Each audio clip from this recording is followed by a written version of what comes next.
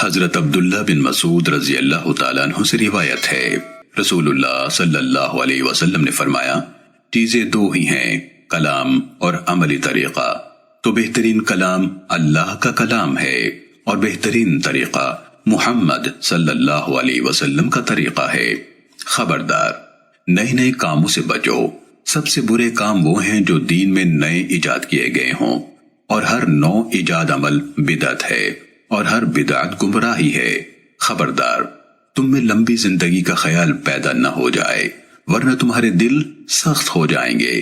خبردار، جو کچھ آنے والا ہے وہ قریب ہی ہے، دور تو وہ ہے جو آنے والا نہیں۔ خبردار، بد نصیب وہ ہے جو ماں کے پیٹ میں بد نصیب قرار پا گیا، اور خوش نصیب وہ ہے جس نے دوسروں کے برے انجام سے نصیحت حاصل کر لی۔ خبردار، مومن سے جنگ کرنا کفر ہے اور اسے گالی دینا فسق ہے۔ کسی مسلمان کے لیے حلال نہیں کہ 3 دن سے زیادہ اپنے مسلمان بھائی سے قطع تعلق کیے رہے۔ خبردار، جھوٹ سے بچو، جھوٹ نہ سنجیدگی سے بولنا جائز ہے اور نہ مذاق میں۔ ایسا نہیں ہونا چاہیے کہ آدمی اپنے بچے سے کوئی وعدہ کرے پھر اسے پورا نہ کرے۔ بلا شبہ جھوٹ گناہ کی طرف لے جاتا ہے اور گناہ جہنم کی طرف لے جاتا ہے، اور سچ نیکی کی راہ دکھلاتا ہے اور نیکی جنت میں لے جاتی ہے۔ سچے کے بارے میں کہا جاتا ہے اس نے سچ بولا اور نیکی کا کام کیا، اور جھوٹے کو کہا جاتا ہے اس نے جھوٹ بولا اور گناہ کا ارتکاب کیا۔ خبردار، بعض اوقات ایسا بھی ہوتا ہے کہ بندہ جھوٹ بولتا رہتا ہے حتیٰ کہ اللہ کے ہاں اسے کذاب لکھ دیا جاتا ہے۔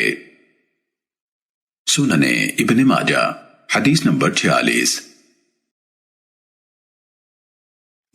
حضرت عائشہ رضی اللہ تعالیٰ عنہ سے روایت ہے کہ رسول اللہ صلی اللہ علیہ وسلم نے یہ آیت تلاوت فرمائی، هو الذي انزل عليك الكتاب منه آيات محكمات هن الكتاب واخر متشابهات، یہاں سے لے کر وما يذكر الا اولو الالباب یہاں تک، یعنی وہی ہے جس نے آپ پر کتاب نازل کی، اس کی کچھ آیات محکم یعنی واضح ہیں جو اس کتاب کی اصل ہیں، اور کچھ دوسری متشابہات یعنی غیر واضح ہیں تو جن کے دلوں میں کجی ہے وہ متشابہات کے پیچھے پڑے رہتے ہیں۔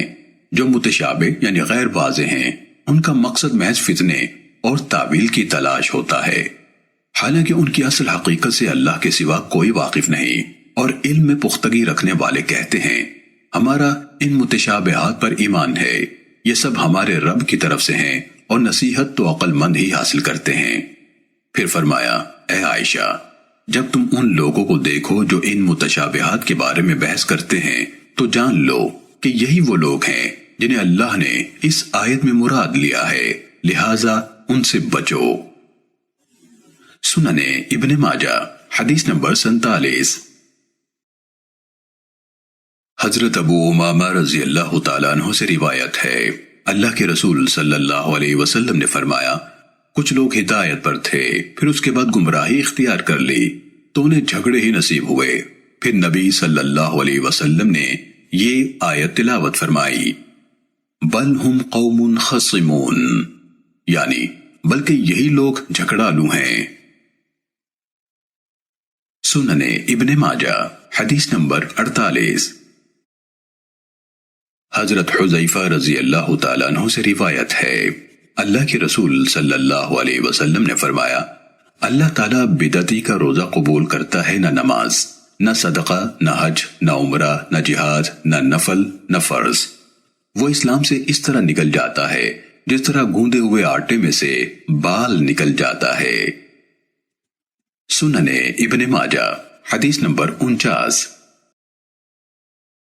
حضرت عبداللہ بن عباس رضی اللہ تعالیٰ عنہما سے روایت ہے، رسول اللہ صلی اللہ علیہ وسلم نے فرمایا، اللہ تعالیٰ نے بدعتی کا عمل قبول کرنے سے انکار کر دیا ہے حتیٰ کہ وہ شخص بدعت ترک کر دے۔